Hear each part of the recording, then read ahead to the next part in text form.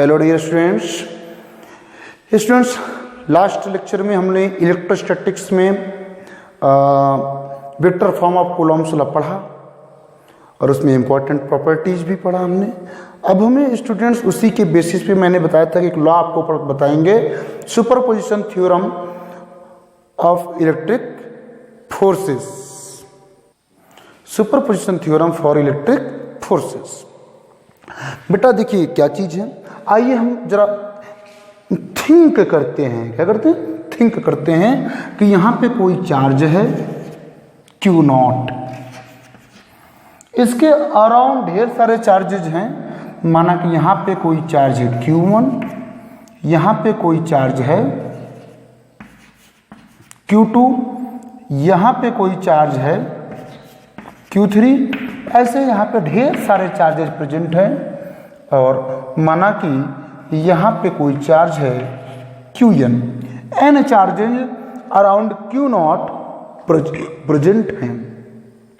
तो now we have to find what will be the force, net force on the charge Q0 due to Q1, Q2, Q3 so on. तो बेटा Q1 की वजह से Q0 पे लगने वाला फोर्स, माना कि सारे चार्जेस सेम नेचर के हैं, all the charges are of positive nature, then Q1 will repel Q0 like this. This force will be on Q0 due to Q1। जिस पर फोर्स लगता है उसको पहले, जिस पर लगाता है उसको बाद में लिखते हैं। ऊपर एरो लगाएंगे ताकि रिप्रेजेंट कर सकेंगे कि वेक्टर क्वांटिटी है। Similarly, force on Q0 due to Q2 will be according as this, means F02 Q0 पे लगने वाला फोर्स Q2 की वजह से। ऐसे ही Q3 की वजह से जो फोर्स लग रहा होगा बेटा वो ऐसा लग रहा होगा। This can be written as F03 and Qn की वजह से जो फोर्स लग रहा होगा बेटा, nth चार्ज जो है ऐसा फोर्स लग रहा होगा F0n। ओके बेटा, ये सारे फोर्सेस को हमने लिख दिया। अब बेटा एक बात मैं आपको बताऊं, पिछले लेक्चर में आपने देखा था कि दो चार्जेस के बीच लगने वाला फोर्स तीसरे चार्जेस के यानी अदर चार्जेस के प्रेजेंस या एब्सेंस पे डिपेंड नहीं करता, इंडिपेंडेंट होता है। इसका मतलब ये हुआ बेटा कि इनके बीच जो फोर्स लग रहा है वो लिखते समय हम इनके बारे में ना सोचें, इसके बीच लगने वाले फोर्सेस के बारे में लिखते समय इनके बारे में ना सोचें। मतलब दो चार्जेस के बीच का फोर्स लिख रहे हैं तो तीसरे चार्जेस के होने ना होने का फर्क ना करें। तो क्या होगा, अलग अलग फोर्सेस में मिलेंगे, अलग अलग फोर्सेस मिलेंगे। चूंकि फोर्सेस वेक्टर क्वांटिटी है तो हमारा सेल्फ कंसेप्ट जो कहता है वो यही कहता है कि भैया सब अगर वेक्टर क्वांटिटीज हैं तो नेट फोर्स निकालने के लिए इनको वेक्टर रूल से ऐड कर लेंगे। क्या करेंगे बेटा? वेक्टर रूल से ऐड कर देंगे। इनको वेक्टर रूल से ऐड कर देंगे तो जाकर के हमें जो मिलेगा वो नेट फोर्स मिलेगा। ओके स्टूडेंट्स, यही है सुपरपोजिशन थ्योरम। पहले एक बार हम यहां पे आपको लिख कर दिखाएं तो net force on charge Q0 is F is equal to, ध्यान दीजिएगा, F01 प्लस, देखो एरो लग रही है मतलब वेक्टर रूल से ऐड करना है, F02 plus F03 plus so on plus F0n। Okay बेटा, हमारा भी कॉन्सेप्ट, हमारा भी माइंड यही कहता है कि सारे फोर्सेस का वेक्टर सम कर ले, नेट फोर्स मिल जाएगा। सुपरपोजिशन थ्योरम भी बेटा यही कहता है। क्या बोलता है? Net force on a charge due to number of charges present around it. Net force on a charge due to number of charges present around it is equal to the vector sum of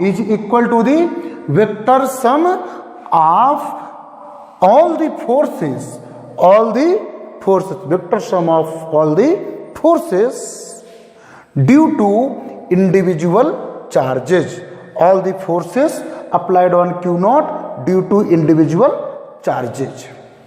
बेटा एक बार फिर से बोल रहा हूं मैं shortcut में, आप ये लिखिएगा क्या, according to superposition theorem the net force on a charge due to number of charges present around it, due to number of charges present around it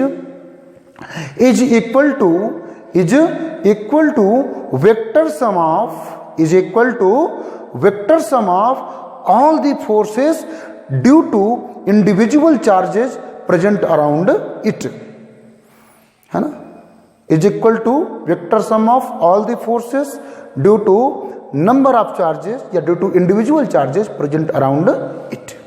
okay बेटा, ये सुपरपोजिशन थ्योरम, इसको ऐसे सिंबॉलिकली रिप्रेजेंट कर सकते हैं ये figure बना करके। और हाँ, अगर फार्मूला लिखना चाहें बेटा तो यहाँ पे हमें पोजीशन भी दिखानी पड़ेगी।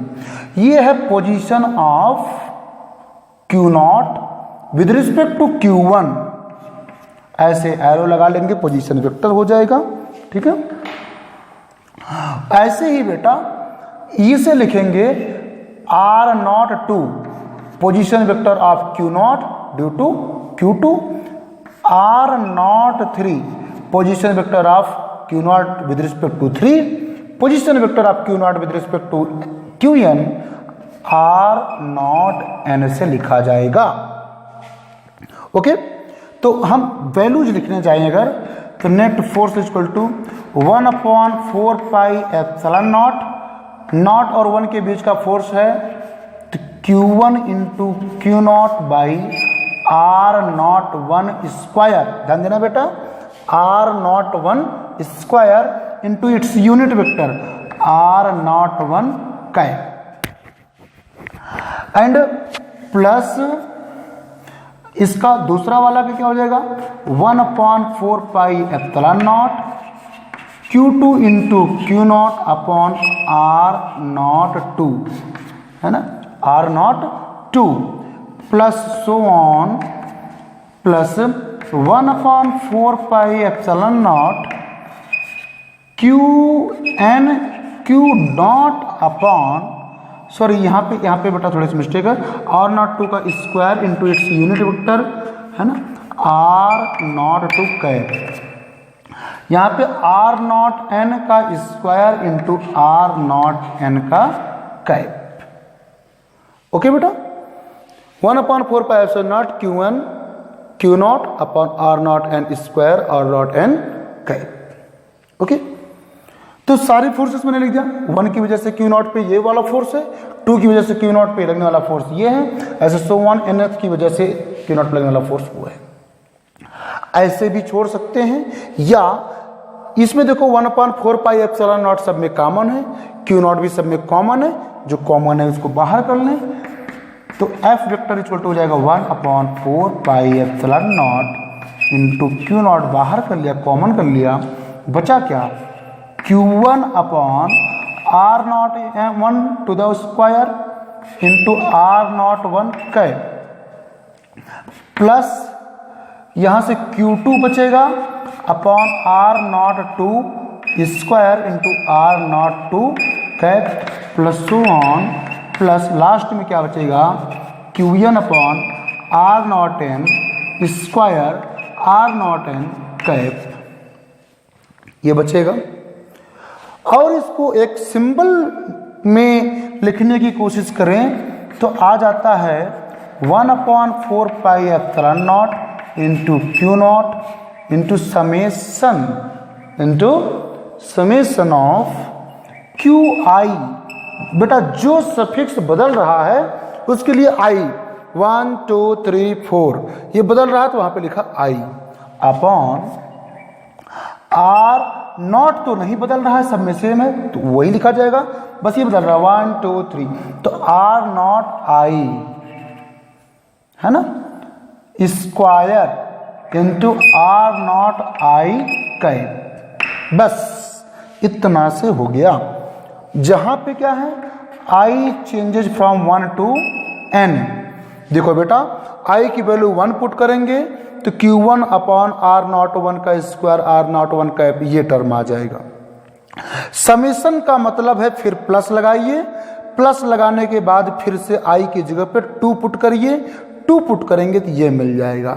समेशन का मतलब है कि फिर प्लस लगाइए, फिर आई की जगह पे 3 पुट कीजिए, ऐसे प्लस लगाते जाइए और आई की वैल्यू 1 2 3 4 so on n तक पुट करते जाइए। तो n जब आप पुट करेंगे तो आपको ये टर्म मिल जाएगा।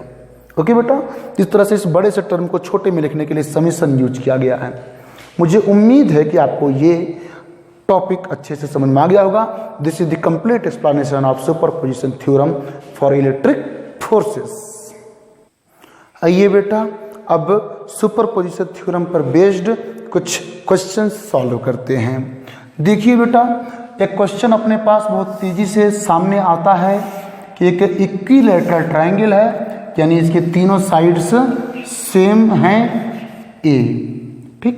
इनके तीनों कॉर्नर्स पर, कॉर्नर्स के नेमिंग मैं कर देता हूँ ABC, इनके तीनों कॉर्नर्स पर इक्वल चार्जेज रखे हैं। इक्वल मतलब यहाँ पे Q, यहाँ पर भी Q और यहाँ पर भी Q, है ना। Charges of same amount and same nature are placed at the vertices of equilateral triangle. Then question is that find the net force on any one of the charges. ये जो charges हैं इनमें से किसी भी एक पर लगने वाला नेट फोर्स क्या होगा।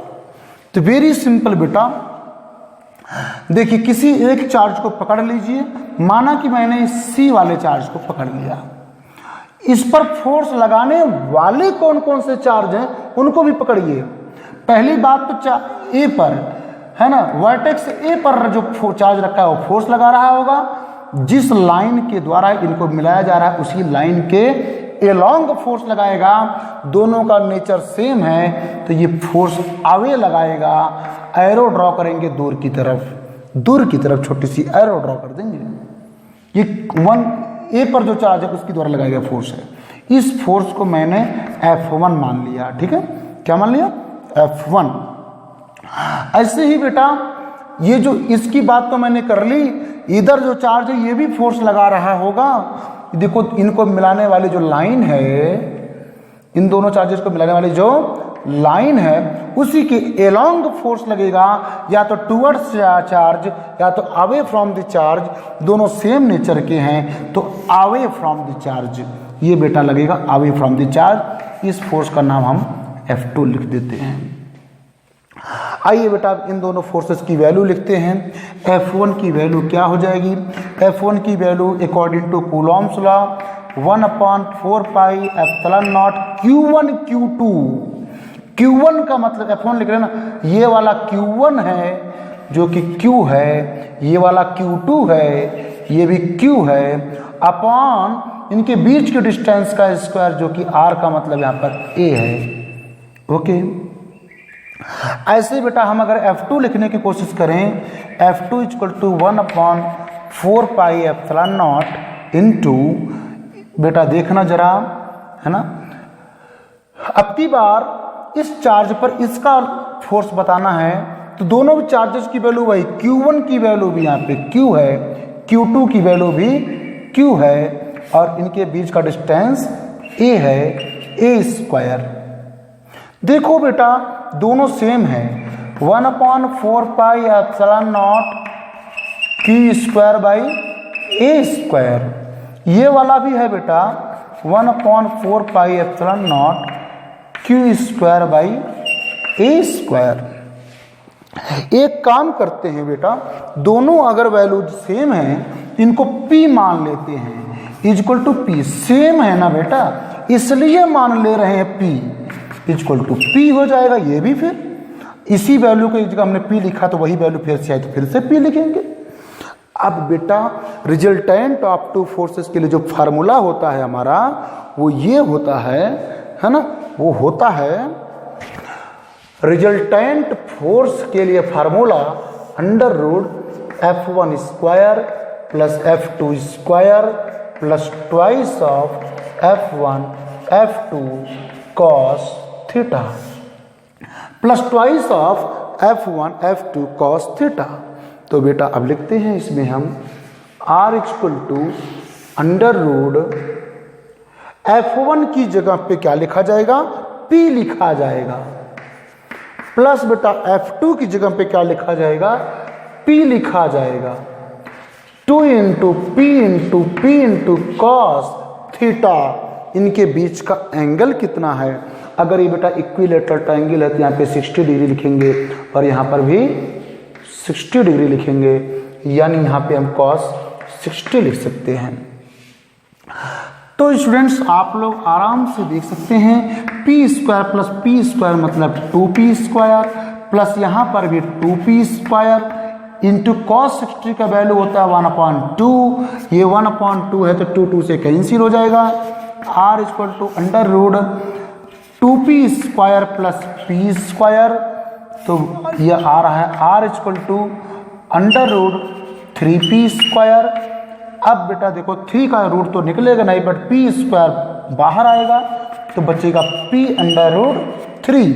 अब p का वैल्यू वापस हम पुट कर दें तो जो रिजल्टेंट फोर्स आएगा r इक्वल टू p का मतलब है 1/4 pi epsilon naught q square by a square into under root 3। इस तरह से बेटा रिजल्टेंट फोर्स हमने वेक्टर एडिशन रूल से, ये वेक्टर एडिशन रूल के अकॉर्डिंग ही तो आया ना रिजल्टेंट का फार्मूला, तो हमने निकाल लिया रिजल्टेंट का फार्मूला, उसके हिसाब से हमने रिजल्टेंट फोर्स भी निकाल लिया। हाँ बेटा अगर पैरेललोग्राम लॉ से देखें, इसको आगे बढ़ा करके पैरेललोग्राम कंप्लीट करें, और जो रिजल्टेंट फोर्स होगा डायगोनल के अलोंग होगा, this will be the resultant force, है ना। इसकी डायरेक्शन जो होगी हाफ, क्योंकि दोनों फोर्सेस की वैल्यू इक्वल है, अतः इनका जो रिजल्टेंट होगा हाफ ऑफ द एंगल पर होगा इधर, ठीक है।